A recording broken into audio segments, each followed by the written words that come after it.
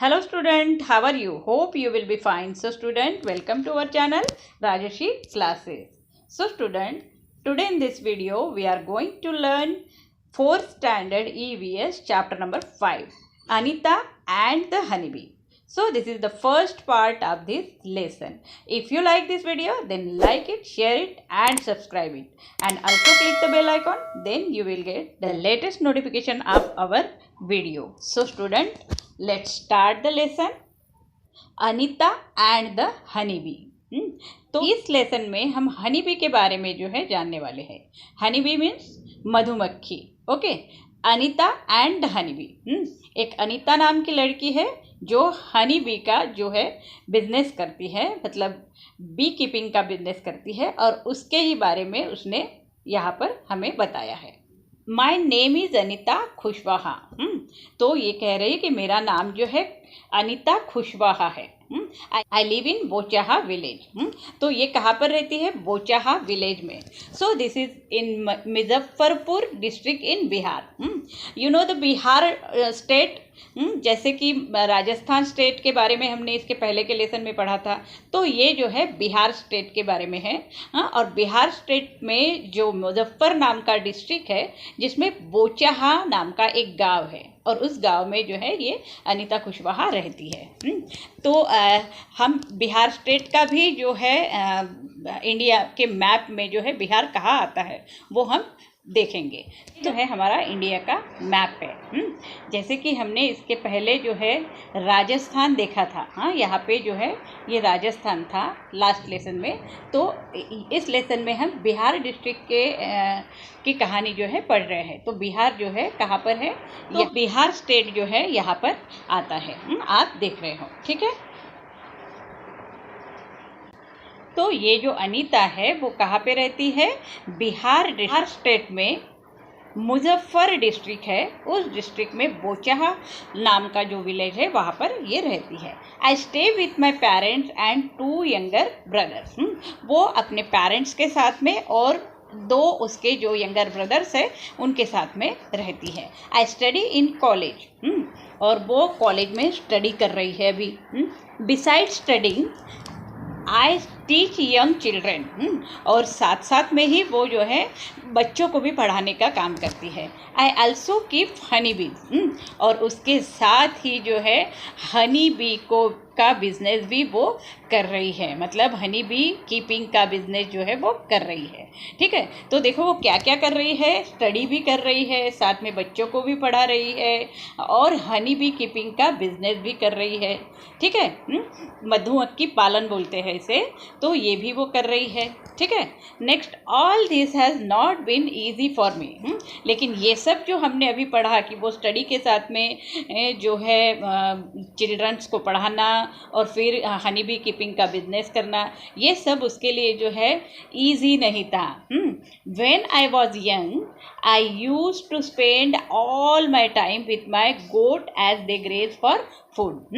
तो जब वो छोटी थी तो उसका पूरा वक्त जो है वो उसके बकरियों को जो है चराने में जाता था. So I always wanted to go to school but my parents did not like the idea of girls going to school. उसे हमेशा लगता था कि स्कूल में जाना चाहिए, लेकिन उसके पेरेंट्स को जो है ये आइडिया बिल्कुल भी पसंद नहीं आया था. हाँ, वो लड़कियों को स्कूल जाना जो है उनको पसंद ही नहीं था. तो अभी भी जो है बहुत सारे लोग जो है लड़कियों को पढ़ाना अच्छा नहीं मानते हैं. हाँ, उनका कहना है कि लड़कियां जो है वो घर में ही रहनी चाहिए. वैसे ही अनीता के पेरेंट्स भी जो है उसको स्कूल भेजना जो है अच्छा नहीं मानते थे, और इसीलिए जो है उनको उसका स्कूल जाने का आइडिया बिल्कुल भी पसंद नहीं आया. तो this is a true story. और ये जो स्टोरी हम पढ़ रहे हैं बिहार की अनीता खुशवाहा की, ये ट्रू स्टोरी है, ये सच्ची कहानी है. Anita Kushwaha is a girl star. और अनीता खुशवाहा जो है गर्ल स्टार है, लड़कियों की स्टार है वो. Girl star is a project which tells extraordinary tales of a ordinary girl who have changed their life by going to school। Girl star एक जो प्रोजेक्ट है जिसमें कि जो लड़कियां मतलब ऑर्डिनरी घर से होती है लेकिन एक ऐसा काम कर जाती है जो एक्स्ट्रा ऑर्डिनरी होता है, हट के होता है, और उनकी लाइफ जो है स्कूल जाने से जो चेंज हो जाती है, तो ऐसे लोगों को जो है गर्ल स्टार कहा जाता है। तो वैसे ही अनीता खुशवाहा भी जो है गर्ल स्टार है, ठीक है। तो ऐसे अगर कोई आपको भी लड़कियां या फिर कोई बच्चे अगर मिलते हैं तो उनको भी स्कूल जाने के लिए आपको जो है उन्हें समझाना पड़ेगा और उनको जो है स्कूल तक जो है उसे लाना पड़ेगा। A dream of school. अब ये जो ड्रीम था उसका, अनीता का, स्कूल जाने का, तो उसके बारे में जो है हम आगे पढ़ने वाले हैं। ये जो दिख रही है आपको, ये जो है ये है अनीता, ठीक है। तो इसी के बारे में जो है हम जान रहे हैं। One day I peeped into the school in our village. एक बार की बात है जब वो स्कूल के पास से जा रही थी तो उसने स्कूल में जो है वो झाँक कर देखा। पीप मीन्स झाँकना, मतलब झाँक के देखना। तो I could not stay away, I silently went and sat down behind the children. तो मैं जो है वहाँ पे रुक ही नहीं पाई, मैं अंदर चले गई और मैं साइलेंटली धीरे से जाके उस चिल्ड्रंस के पीछे जाके बैठ गई। So I felt so happy. तो अनीता कहती है कि मुझे बहुत खुशी हुई। I went home and picked up courage to talk to my parents about going to school. और जब मैं घर में वापस गई तो मैंने जो है अपने आप में जो है हिम्मत जुटाई और अपने पेरेंट्स से जो है स्कूल के बारे में बात की। But they told me clearly that I could not do सो। लेकिन उन्होंने क्लियरली उसे कह दिया कि ऐसा नहीं हो सकता है। So that day I cried and cried. और उस दिन वो बहुत जोर से रोई है और बहुत रोई है, ठीक है। तो अनीता कहती है, one of the teachers in my village explained to my parents why it is important to study। और उसके बाद में उनके ही स्कूल की जो एक टीचर है वो जो है उनके पेरेंट्स के पास में आई और उन्होंने स्टडी के बारे में जो है स्टडी के इम्पोर्टेंट के बारे में जो है उनको बहुत समझाया। The teachers told them that they would not have to pay anything for my education up to class 8। उन्होंने समझाया कि आपको अनीता के लिए 8th क्लास तक कोई पैसा देना नहीं है उसके एजुकेशन के लिए। So the teacher said that it was the right of every children to go to school. This is important, you see there. The teacher said that it was the right of every child to go to school. ये जो है हर एक children's का जो है right है, हक है स्कूल में जाने का। सो समहाउ माई पेरेंट्स एग्रीड। और जब उन्होंने बताया कि ये जो है बच्चों का हक है कि वो स्कूल जाए, तो तब जाके उसके पेरेंट्स ने जो है हामी भरी और वो एग्री हुए। So I started going to school. और उसके बाद में जो है अनीता स्कूल जाने लगी। आई did not get high mark but I always ask many question. तो ये कहती है कि मैंने कभी भी ज़्यादा मार्क्स नहीं कवर किए, लेकिन मैं हमेशा टीचर को क्वेश्चन के ऊपर क्वेश्चन जो है वो पूछते रहती थी। उसे जो भी सवाल आते थे वो पूछते रहती थी। और ऐसे बच्चे सही में होशियार होते हैं और टीचर भी जो है ऐसे बच्चों से जो है बहुत खुश होती है। So find out how much money do you spend in 1 year for various school related thing। तो आपको जो है यहाँ पर एक साल में आपके एजुकेशन पे कितना खर्चा होता है, तो वो जो है हमको यहाँ पर निकालना है, ठीक है। तो यहाँ पे थिंग्स दी है, मतलब हमारे स्कूल के लिए जो जो भी खर्चे होते हैं वो पूरे यहाँ पर दिए हुए हैं और यहाँ पे कितने मनी, उसके लिए कितना मनी लगता है वो यहाँ पर हमें लिखना है। Travel to school and back, जैसे स्कूल जाना और वापस घर आना, उसके लिए जो है हमको एक तो हम पैदल, अगर पास में है तो पैदल जा सकते हैं, तो अगर पैदल जाते हैं तो यहाँ पे 0 लिखना है, कोई खर्चा नहीं है उसके लिए। लेकिन अगर हम लेकिन अगर हम बस या ऑटो रिक्शा का अगर इस्तेमाल करते हैं तो हमें कितने पैसे लगते हैं, तो जैसे कि 600 700 वगैरह हमको लग जाते हैं। ठीक है। नेक्स्ट जो है नोटबुक के लिए हमें कितने लगते हैं। तो नोटबुक के लिए जो है ज़्यादातर हमें 1500 वगैरह का खर्चा आ जाता है। ठीक है। नेक्स्ट जो है पेन पेंसिल स्टेशनरी के लिए वगैरह 200 वगैरह आ सकता है। पेन पेंसिल स्टेशनरी के लिए 200 तक का खर्चा आ सकता है। यूनिफॉर्म के लिए जो है पकड़ लो 700 वगैरह। ठीक है। नेक्स्ट स्कूल बैग है। स्कूल बैग के लिए हमें जो है 500 पकड़ लो यहाँ पर। इतना खर्चा आ सकता है। लंच बॉक्स के लिए 150 रुपये पकड़ लो। नेक्स्ट शूज़ है। शूज़ के लिए समझो 1000 रुपीज़ लगते हैं। तो नेक्स्ट अदर थिंग्स के लिए भी सपोज 200 वगैरह पकड़ लो और 200 पकड़ लो। तो इस तरह से जो है यहाँ पे हमने टोटल 5050 रुपीज़ का जो खर्चा हमारा साल भर का यहाँ पर होता हुआ दिख रहा है हमें। ठीक है। तो इतना तो हमें साल में आता ही है। नेक्स्ट जो है यहाँ पे दिया हुआ है how much money did you spend on your books this year.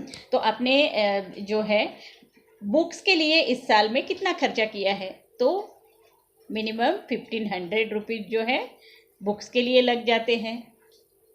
ठीक है। Next what kind of school uniform would you like to wear.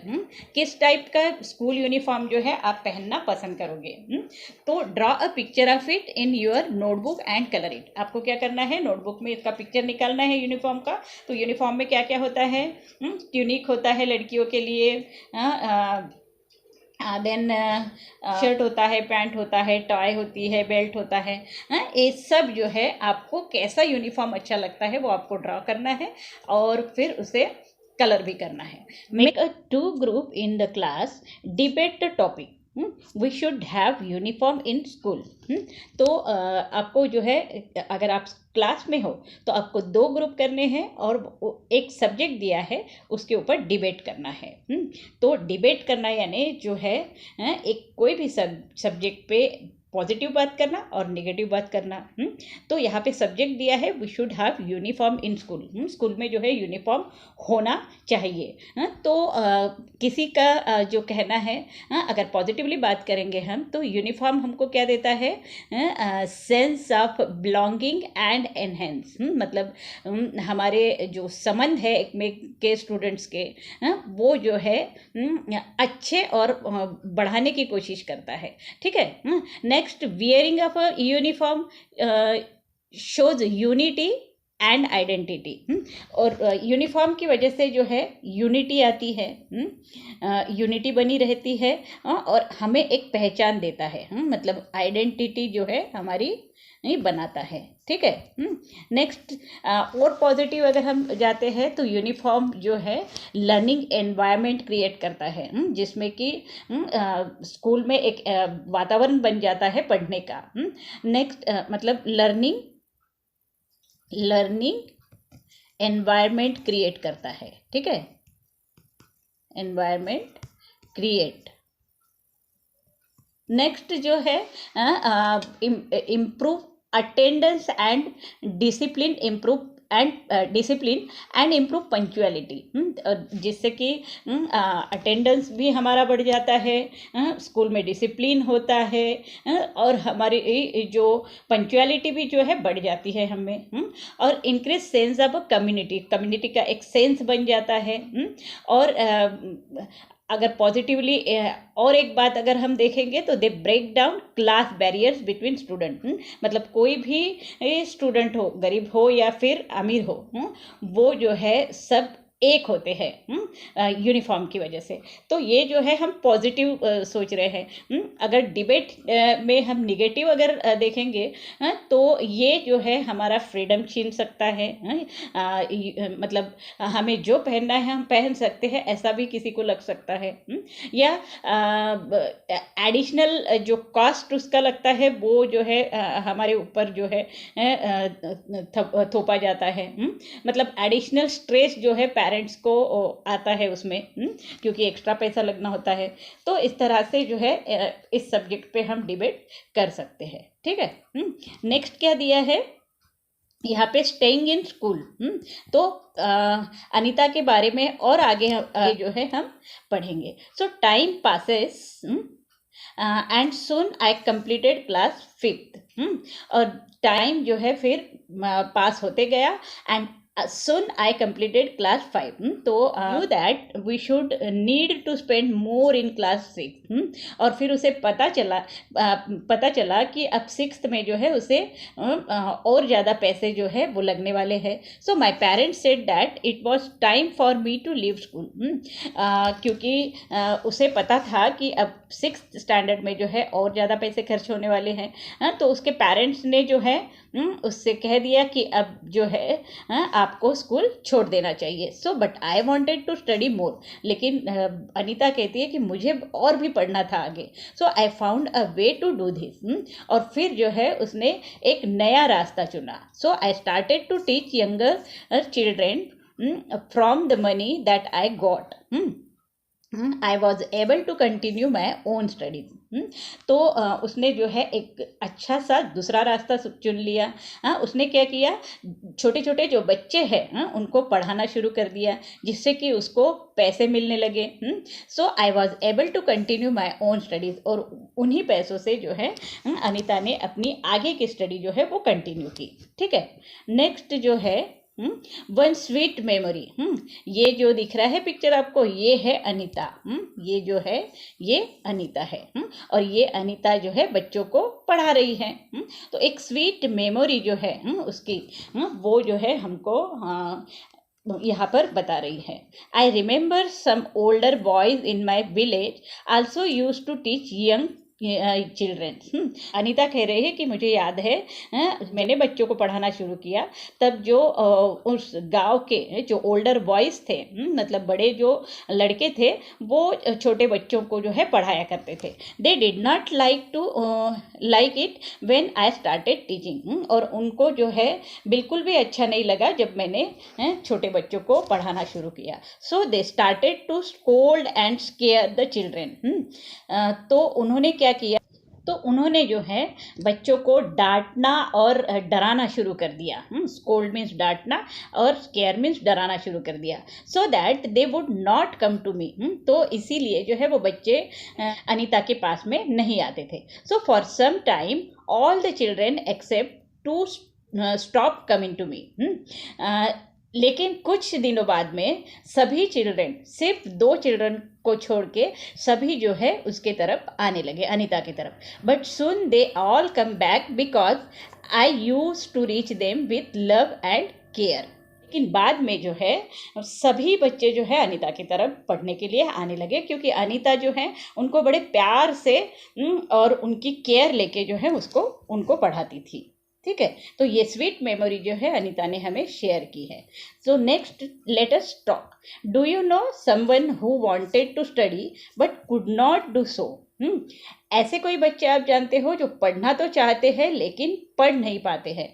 Talk about them in the class. तो इसके बारे में हमको जो है चर्चा करनी है क्लास में। तो ऐसे बहुत से बच्चे होते हैं जिनको पढ़ना तो होता है पर उनके घर के सरकमस्टेंसेस के वजह से, पुअर कंडीशन की वजह से जो है उनको नहीं पढ़ने मिलता है। तो उन्हें जो है चाइल्ड लेबर करके काम करना पड़ता है। वैसे तो चाइल्ड लेबर क्राइम है पर पैसों की कमी की वजह से जो है उनको ये काम करना पड़ता है। तो इसीलिए जो है उनके घर के जो पेरेंट्स हैं वो उनको स्कूल में नहीं भेज पाते हैं। आपने देखा होगा कि कुछ बच्चे जो है दुकानों में या फिर कहीं किसी के घर में काम करते हुए दिखते हैं, छोटे बच्चे या फिर जो है भीख मांगते हुए दिखते हैं। तो ये उनके कंडीशन की वजह, पुअर कंडीशन की वजह से जो है उनको स्कूल में जो है जाने के लिए नहीं मिलता है। ठीक है। So every child has a right to free education up to class 8. तो this is very important. Every child has a right to free education. हर एक बच्चे का जो है राइट है, अधिकार है फ्री एजुकेशन लेने का, जो फर्स्ट से लेके तो 8 तक जो है वो दिया जाता है। So do you think that all childrens are able to study up to class 8? तो आपको लगता है कि सारे बच्चे जो है 8 तक जो है पढ़ते होंगे? तो नहीं। तो सारे बच्चे जो है वो 8 तक जो है नहीं पढ़ पाते हैं। मतलब ये जो बेसिक एजुकेशन होता है 1 to 8 तक का, वो भी जो है वो नहीं ले पाते, क्योंकि उनकी कंडीशन ही जो है बहुत ही ख़राब होती है घर की। तो पुअर कंडीशन की वजह से जो है वो स्कूल नहीं जा सकते हैं। पैसे कमाने के लिए उनको जो है सारा दिन काम करना पड़ता है। ठीक है। तो नेक्स्ट जो है यहाँ पे क्या दिया है, do you know what is RTE act 2009? This is very important question, ये आपको हमेशा पूछा जा सकता है। तो what is RTE act 2009? RTE means what? Right to education. हमारा हक जो है एजुकेशन का वो है ये। तो RTE। ठीक है। So this provides the right of free and compulsory education to each child age 6 to 14 year. तो ये जो है हमारा राइट है कि हम जो है 6 से 14 ईयर तक के जो भी बच्चे हैं उनको जो है फ्री और कंपल्सरी एजुकेशन जो है, ये 2 वर्ड बहुत इंपॉर्टेंट, फ्री और कंपल्सरी एजुकेशन जो है उनको देना जो है उनका हक है। मतलब अगर कोई पेरेंट्स उनको 6 to 14 ईयर्स के बच्चों को स्कूल नहीं भेजता है तो लीगल एक्शन हो सकती है उनके खिलाफ। मतलब उनको जो है उनके ऊपर एक्शन हो सकती है। तो उनको जो है वो उन बच्चों को जो 6 से 14 ईयर के हैं उनको स्कूल में भेजना ही है, और ये जो है उनका हक है। और ये RTE एक्ट 2009 है। तो ये अगर क्वेश्चन आता है आपको तो ये आंसर आपको लिखना है। So this provides the right of free and compulsory education to each child. हर एक बच्चे का जो है ये अधिकार है जो 6 से लेके 14 ईयर तक का है। उसके बाद में ये नहीं है, सिर्फ 6 to 14 ईयर तक का। तो 6th में जो है फर्स्ट में होता है बच्चा, और 14 ईयर में जो है वो 8th में होता है। ठीक है। इसीलिए 6 to मतलब फर्स्ट से लेके 8 तक का जो प्रोविज़न जो है इस एक्ट में दिया हुआ है। तो आगे बढ़ते हैं। तो अनीता अब क्या आगे कह रही है, slowly I started talking to other parents in the village about sending their daughter to school. और फिर बाद में जो है अनीता ने हर एक पेरेंट्स के घर घर में जाके जो है उनके लड़कियों को स्कूल में भेजने के लिए जो है वो इनकरेज करने लगी, सभी पेरेंट्स से बात करने लगी। So my parents also started helping me in my work. और उसके पेरेंट्स जो है अनीता के, जो पहले कहते थे कि अनीता को स्कूल में नहीं जाना चाहिए क्योंकि वो लड़की है, लेकिन बाद में जो है उसके पेरेंट्स को भी समझ में आ गया एजुकेशन का इम्पोर्टेंस, क्योंकि एजुकेशन जो है हमको बहुत सारा कुछ सिखाती है। तो उनके पेरेंट ने भी ये सब जान लिया और वो जो है उसको हेल्प करने लगे उसके वर्क में। तो my mother use to do all the house work so that I could get more time to study. तो उसके मदर जो है वो घर के सारे काम करने लगी और अनीता को जो है पढ़ाई के लिए वक्त देने लगी। तो एक सीक्रेट भी जो है अनीता हमारे साथ शेयर करना चाहती है। यहाँ पे आप देख रहे हो, यहाँ पे अनीता को ये जो है मोटर बाइक चला रही है, 2 व्हीलर जो है वो खुद चला रही है, जो अभी भी बहुत सारी लड़कियां नहीं चलाती है। ठीक है। तो यहाँ पे उसने एक सीक्रेट शेयर किया है हमारे साथ में। I learn how to ride a motorcycle. तो उसने जो है मोटरसाइकिल कैसे राइड करना है, चलाना है, वो भी जो है वो उसने सीख लिया। I did not tell anyone, लेकिन जब वो सीख रही थी तो उसने किसी को भी इसके बारे में नहीं बताया। I fell down and got hurt many time but I was happy. जब वो सीख रही थी मोटर बाइक, तब जो है बहुत बार वो गिर चुकी थी और बहुत बार उसे मार भी लग चुका था, बट अब जो है उसको चलाना आ रहा है तो वो बहुत ज़्यादा खुश है। तो ये सीक्रेट जो है हमारे साथ में जो है अनीता ने शेयर किया है। ठीक है। नेक्स्ट जो है from school to bee keeping. अब तक तो हमने जो है अनीता के स्कूल के बारे में जो है बहुत सारी बातें की, लेकिन स्कूल के साथ साथ में ही उसने बी कीपिंग का भी काम शुरू कर दिया था।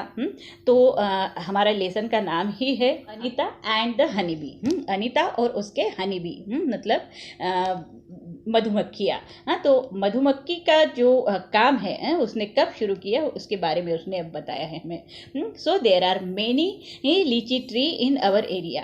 तो अनीता कहती है कि हमारे बिहार में जो है उसका जो गांव था, वहाँ पर जो है लीची के ट्री बहुत सारे थे। तो honey bee are attracted to the litchi flowers. और लीची के ट्रीज पे जो फ्लावर्स लगते हैं वहाँ पर जो है हनी बी जो है वो बहुत ज़्यादा अट्रैक्ट होते हैं। So many people do bee keeping and collect honey. और इसीलिए जो है उस एरिया में बी कीपिंग का जो व्यवसाय है, बी कीपिंग का जो बिजनेस है, वो बहुत सारे लोग जो है वो करते हैं और हनी जो है कलेक्ट करते हैं। I thought that I could also do this. तो उसने सोचा कि अनीता ने सोचा कि मैं भी ये सब कर सकती हूँ। So I joined a course run by the government to learn about this. अब ये जो है उसने सोचा, लेकिन ये जो है बहुत इजी जो है टास्क नहीं था, ये इजी काम नहीं था। तो उसने क्या किया कि एक कोर्स जो है जो गवर्नमेंट दे रही थी बी कीपिंग के बारे में, तो उसने वो ज्वाइन कर दिया, जिसमें कि बी कीपिंग कैसे किया जाता है, मधुमक्खी से शहद जो है कैसे जमा किया जाता है, उसके बारे में जो है एक ट्रेनिंग जो है वो गवर्नमेंट जो है फ्री में दे रही थी। तो उसने वो कोर्स जो है ज्वाइन कर दिया। I was the only girl in this course. तो अनीता कहती है कि ये कोर्स करने वाली मैं सिर्फ अकेली लड़की थी। During my training I found that honey bee lay their eggs from October to दिसंबर।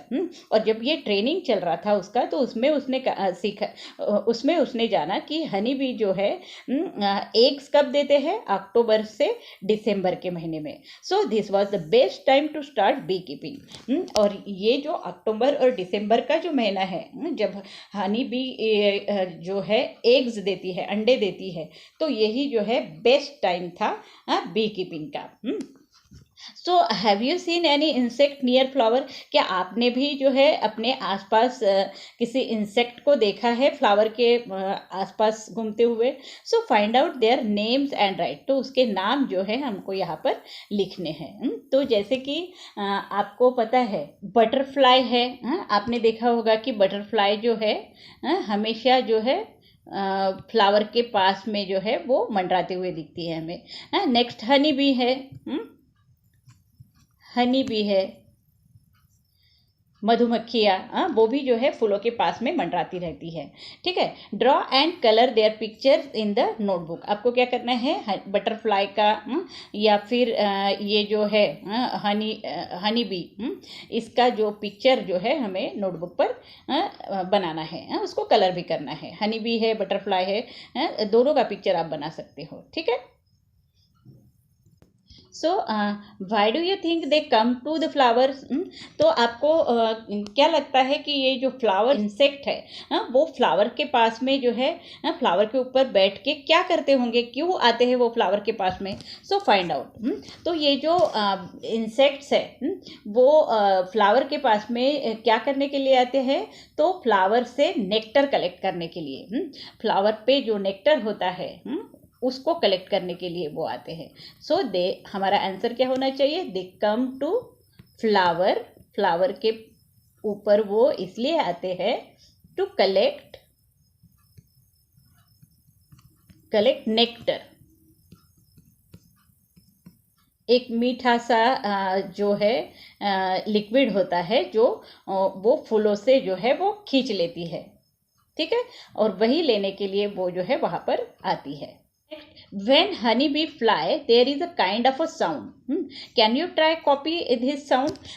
जब भी हनी बी जो है वो फ्लाई करते रहता है तो एक जो है उससे आवाज़ आती रहती है, ऐसे आवाज़ आती रहती है। तो अगर आपने नहीं सुनी है तो हनी बी के पास में जाकर आप वो आवाज़ सुन सकते हो। So there is a kind of a sound, एक अलग टाइप का साउंड जो है वो निकालती है। तो can you try and copy this sound? तो क्या आप उसको क्या आप उसको इमिटेट कर सकते हो? क्या उसकी नकल आप कर सकते हो? तो कर सकते हो, तो आपको वो करनी है, ठीक है। तो स्टूडेंट यहाँ पे जो है हम ये हमारा वीडियो का फर्स्ट पार्ट जो है वो ख़त्म करते हैं, ठीक है। यहाँ पे फर्स्ट पार्ट हम एंड करते हैं और इसका सेकंड पार्ट जो है वो इसके आगे का जो पार्ट है ये हमारा सेकंड पार्ट होगा इस वीडियो का। तो वो जो है हम इसके बाद में ले लेंगे, ठीक है। उम्मीद करती हूँ कि यहाँ तक का पार्ट जो है आपको समझ में आ चुका होगा, ठीक है। फर्स्ट पार्ट जो है ये आपको समझ में आ चुका होगा।